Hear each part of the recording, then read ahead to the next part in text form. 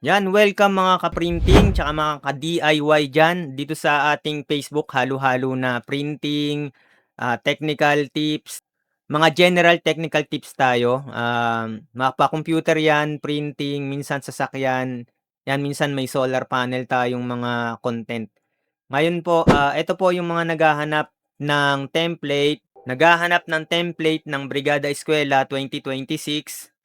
Puwede niyong i-download, ilalagay ko na lang yung link diyan sa may comment section. Papalitan niyo na lang yung pangalan 'no, yung pangalan ng school at logo. Ito ay layered file, Adobe Photoshop 'no, puwede niyong open sa kahit anong version ng Photoshop, 'yan. 'Yan, puwede niyong ma-edit yung pangalan, lahat siya naka-layered. Maliban lang dun sa background. Dito sa itong picture 'no, maliban lang diyan. Pero yung mga text ay layered siya.